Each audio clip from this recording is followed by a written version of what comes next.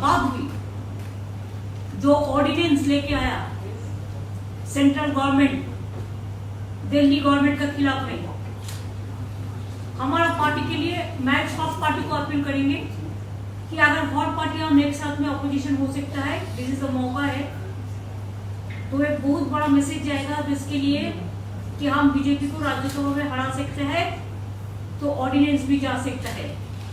एक बीजेपी को हराने के लिए 24 से पहले एक बहुत मौका मिल गया।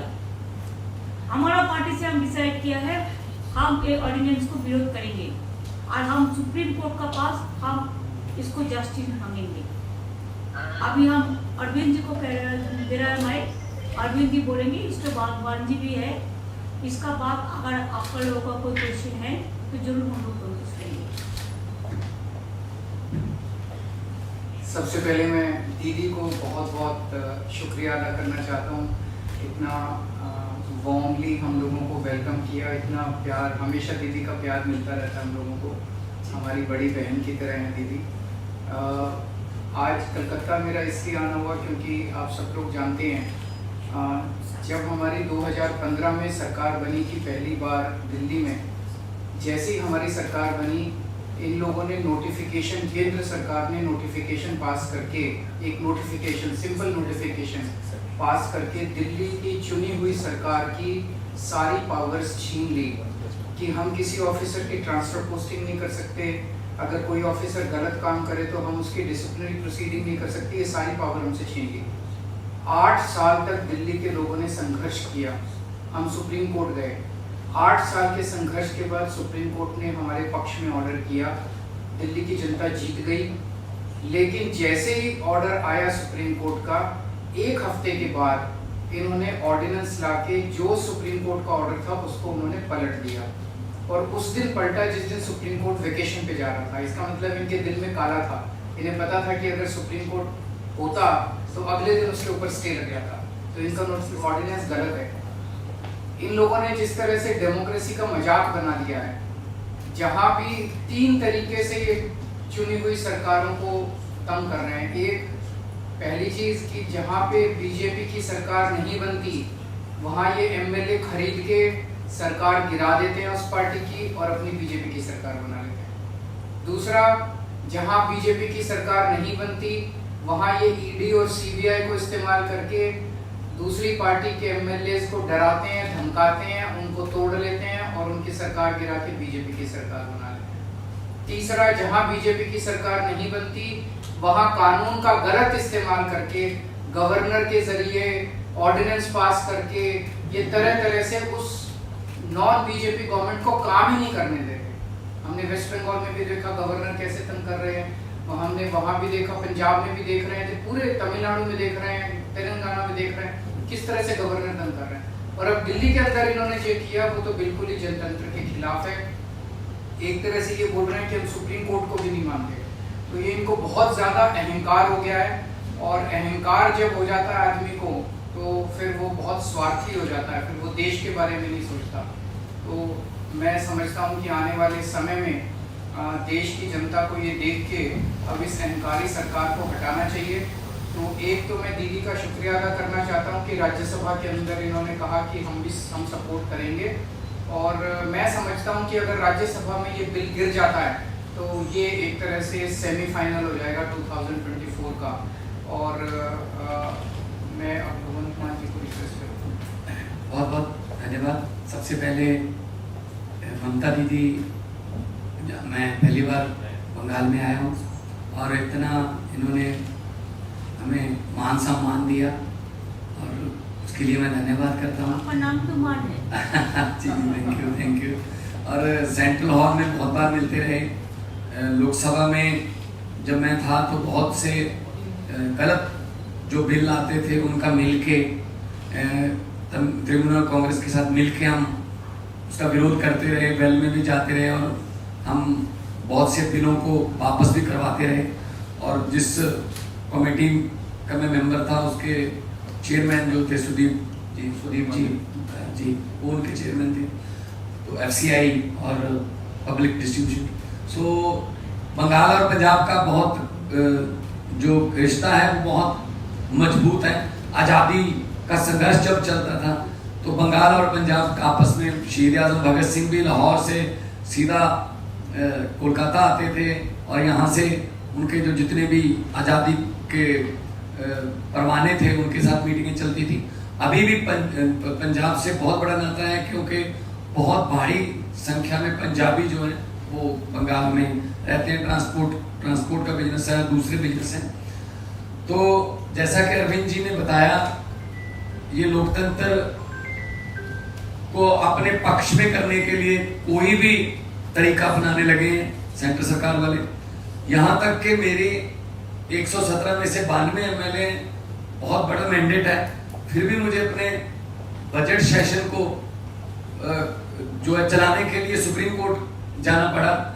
सुप्रीम कोर्ट से ऑर्डर है कि राज्यपाल रोक नहीं सकता, बजट सेशन चलना चाहिए।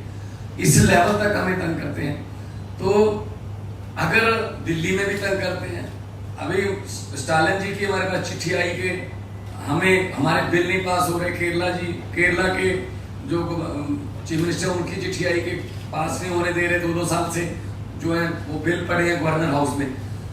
तो मैं ये कहना चाहता हूँ आपके सामने, अगर 30-31 गवर्नर और एक प्रधानमंत्री ने देश चलाना है तो करोड़ों अरबों रुपया चुनाव पे क्यों खर्च रहे हैं? 30-31 गवर्नर और एक प्रधानमंत्री चला लें मुल्क को, देश को।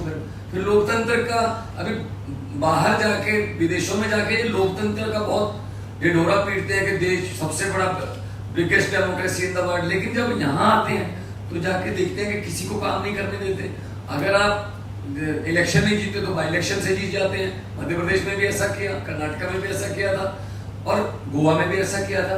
दिल्ली में मतलब LG मीन्स गवर्नमेंट, ऐसा इस लेवल तक की वर्डिंग जो है लोकसभा में पास करवाई है, LG मीन्स गवर्नमेंट। तो फिर आप इलेक्शन जो होती है, जो करोड़ों लोग इलेक्शन में जो लाइनों में लग के अपने पसंदीदा MLA, विधायक और मुख्यमंत्री को चुनते हैं, तो वो उनके लिए, वो किसके लिए वोटिंग कर रहे हैं? तो ये मजाक बना रखा है डेमोक्रेसी का।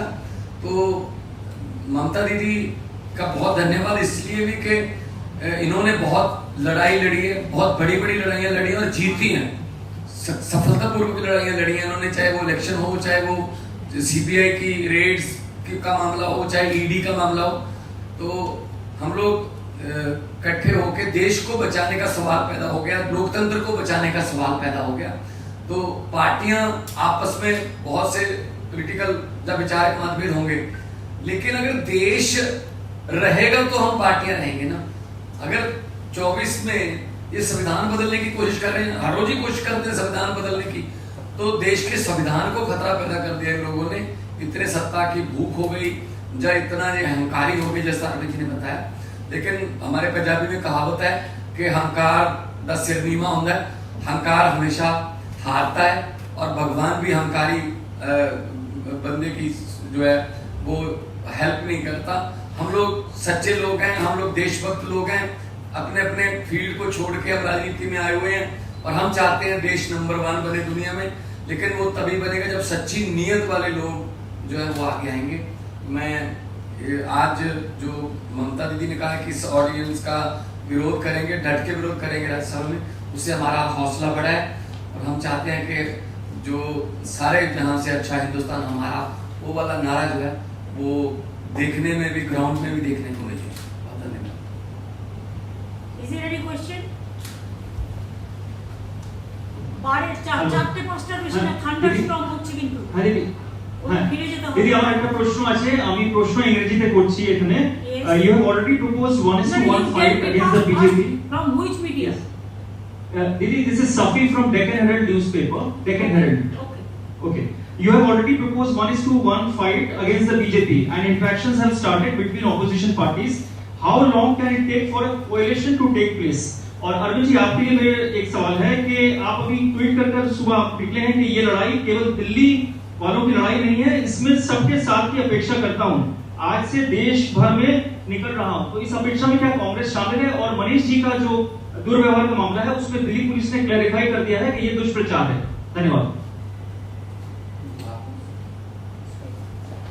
पहले मैं अपने क्वेश्चंस का जवाब दे देता हूं कि जैसा अभी एग्जांपल्स दिए दिल्ली में इन्होंने ऑर्डिनेंस लाके सुप्रीम कोर्ट के जजमेंट को पलट दिया। सुप्रीम कोर्ट ने 8 साल की लड़ाई के बाद दिल्ली के लोगों को न्याय दिया था। 8 साल की लड़ाई के बाद दिल्ली के लोगों को उनका हक मिला था, और 1 हफ्ते के 8 साल की लड़ाई के बाद इन्होंने 8 दिन के अंदर उसको ऑर्डिनेंस लाके पलट दिया, दिल्ली के लोगों को फिर से सड़क पे ला दिया। और ये केवल दिल्ली की लड़ाई इसलिए नहीं है क्योंकि वेस्ट बंगाल के गवर्नर भी वैसे ही करते हैं। पंजाब के गवर्नर अभी जो मान साहब ने बताया, आपको जान के आश्चर्य होगा, इस बार बजट सेशन बुलाने के लिए पंजाब के गवर्नर ने मना कर दिया कि बजट सेशन नहीं होगा। ऐसा हो सकता है जनतंत्र में। सुप्रीम कोर्ट जाना पड़ा पंजाब गवर्नमेंट को बजट सेशन बुलाने के लिए। तमिलनाडु के मुख्यमंत्री का मेरे पास लेटर आया, उन्होंने लिखा कि ढेर सारे बिल गवर्नर कई महीनों से लेके बैठे हैं। तेलंगाना के चीफ मिनिस्टर ने सुप्रीम कोर्ट में केस किया कि उनके 22 बिल गवर्नर लेके बैठे हैं। केरला के चीफ गवर्नमेंट जो है सुप्रीम कोर्ट में गई हुई कि उनके वाइस चांसलर अपॉइंट। सारी गवर्नमेंट्स के अंदर वो तंग कर रहे हैं। कितनी सारी ऐसी गवर्नमेंट्स हैं जिनको उन्होंने गिरा दिया, या तो खरीद के और या उन्होंने डरा के सीबीआई ईडी भेज के। ये लड़ाई केवल मेरी लड़ाई नहीं है, ये लड़ाई 140 करोड़ लोगों की लड़ाई है। ये इनके अहंकार के खिलाफ है। ये इतना अहंकार हो गया इन लोगों को, इतना अहंकार हो गया इन लोगों को कि अगर बीजेपी को वोट नहीं दोगे तो आपकी सरकार नहीं चलने देंगे, आपकी सरकार गिरा देंगे, आपके एमएलए तोड़ देंगे। ऐसे तो देश नहीं चल सकता। दूसरा आपका क्वेश्चन मनीष जी के बारे में, आपने देखा होगा वीडियो, किस तरह से आज मनीष जी को गले से पकड़ के कोर्ट रूम में घसीट के ले गए ये लोग। Is this the way you treat the deputy chief minister, education minister? ऐसे तो ट्रीट नहीं करते। तो उनकी क्लैरिफिकेशन जो मर्जी हो, क्लैरिफिकेशन तो उन्होंने कहा नहीं हमने कुछ नहीं किया, पर वीडियो आप देखिए। This is not the way to treat a chief deputy chief minister. He is not an accused, he is not a convict. अभी तो उनके ऊपर आरोप है, आरोप साबित नहीं हुए हैं। ऐसा जो मनीष जी का बारे में जो बोला है अरविंद जी, वो दिन हमारा घर में भी वो पुलिस हो उसका घर में, अभिषेक का घर में नोटिस देने के लिए वो नहीं था, वो बांकुड़ा में था। तो 2:30 बजे जाके बोला अभी नोटिस दे दो, नहीं तो कल दिखा दूंगा, कल नहीं आएगा। तो ऐसा बात किया। What they thinks that we are the bonded labours? What they thinks that we are their servant? Ego का एक लिमिट होता है, जो भी मर्जी कर सकता है। हम लोगों को तो अभी चिंता है कि कब कॉन्स्टिट्यूशन ना बदल दे, देश का नाम ना बदल दे, देश का नाम भी उसका पार्टी का नाम पे कर देगा, वो लोगों को नाम पे कर देगा। ऐसा नहीं चल सकता है। आज भी अगर हम ये बात नहीं समझे तो दुनिया का जनता हमको क्षमा नहीं करेंगे। आज मणिपुर में हर रोज ब्लड निकल रहा है, लेकिन कोई भी नेता को टाइम नहीं मिला उसका पार्टी का कि उधर में जाके मिले पब्लिक का साथ। आज भी लोग नहीं निकाल सकता है, लेकिन इसको बड़ा बात चलते हैं। और बीजेपी का पार्टी डायरेक्ट रास्ता में खड़ा होकर बोलता है कल इसको अरेस्ट करेगा, परसों इसका घर में ले जाएगा, तरसों इसका घर में नहीं जाएगा। कैसे बीजेपी पार्टी का छोटा लड़का को जो चुनाव फूटी हमरा बांग्लाय बोली, ऐसा माफिक उसको सब इंफॉर्मेशन मिल जाता है। तो क्या है गवर्नमेंट? क्या government of the agency, by the agency and for the agency? Government of the bulldozer, by the bulldozer and for the bulldozer? They want to demolish the constitution, they want to bulldoze the constitution, even they don't respect the Supreme Court verdict. I am really shocked because I am also a lawyer. So always we respect the court verdict. Sometimes it may be in favor of me, sometimes it may be against of me. We can discuss about the verdict, not the judge. You know what is going on here? Never we say. When Supreme Court gave a verdict, strong verdict, after so many years, they will go for election, they will go for people, they will work 5 years for the people, and ultimately, central government will rule all the state through governor, through some ordinances, through some letters. आज भी मेरे को एक letter मिला कि foreigners को ढूंढो। कहां से फॉरेनर आएगा इधर में? जो वीजा है, जिसको है, पासपोर्ट है, उसका पास तो गवर्नमेंट ऑफ इंडिया का इंफॉर्मेशन रहता है। ये एनआरसी करने का मतलब है कि चुनाव का पहले ये सब चलाकी में से काम करो, लेकिन इससे रोका नहीं जाएगा।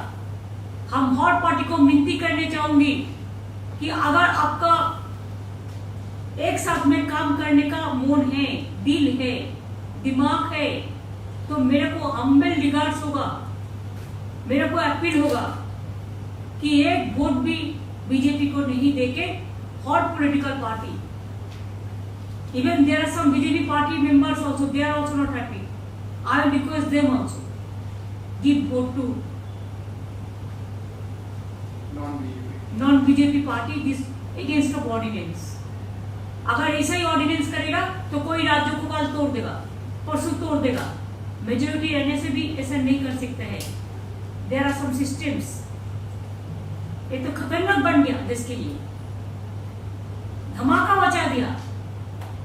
2000 का नोट तो क्या था, 2016 में तो एक दफे किया। तब तो हम लोगों ने कहा था कि जनता को 2000 नहीं चाहिए, 1000 का रुपया में काम हो जाएगा, 500 में, 100 में, 200 में। तब तो बात नहीं सुनो। अभी ऐसा क्या हो गया कि बाहर जाने का पहले तुरंत इसको करना पड़ा। LIC को 3 लाख करोड़ रुपया का लॉस हो गया, इसको तो काउंट हो जाता है एक साथ में।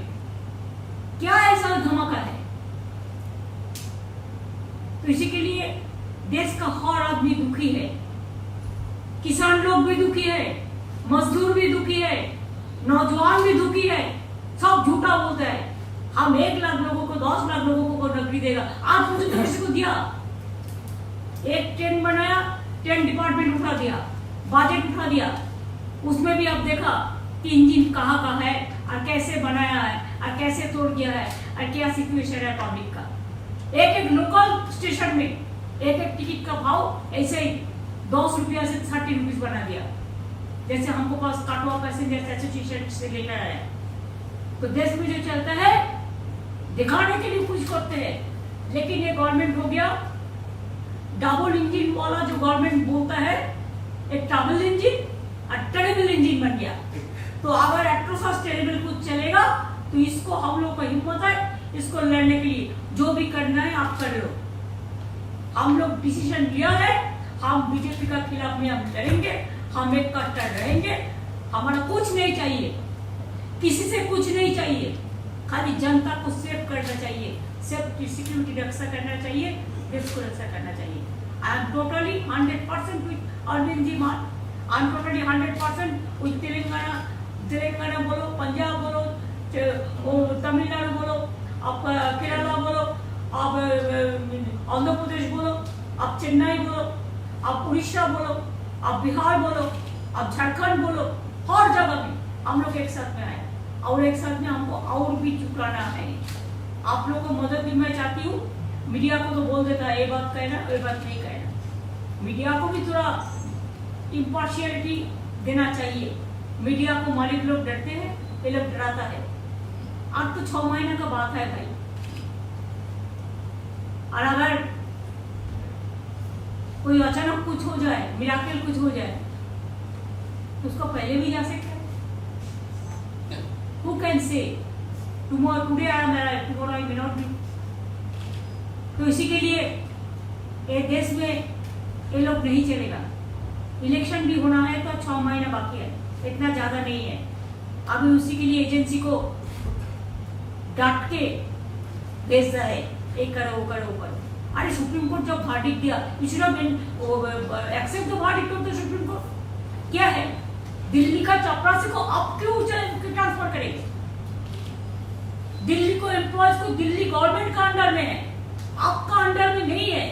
आपका अंडर में तो डिफेंस है, उधर में हेडक्वार्टर, आपका उधर में होम मिनिस्ट्री है, आपका उधर में BSF है, आपका उधर में CISF है, आपका अंडर में CBI है, आपका अंडर में ED है, आपका अंडर में NIA है, क्या नहीं है, पुलिस है, सब कुछ है आपका अंडर में। तो ये लोग चुनाव में जाएगा, लड़ेगा और इसको सब पावर आप तोड़ लेंगे। ये बात नहीं चल सकता है। लोकतंत्र रहेगा तो हमारा देश बचेगा, लोकतंत्र नहीं रहेगा तो हमारा देश नहीं बचेगा। इसी के लिए जितना जल्दी ये बीजेपी पार्टी को हटाना हम लोग को सबका काम है और एक काम पे हम लोग एक साथ में चलेंगे।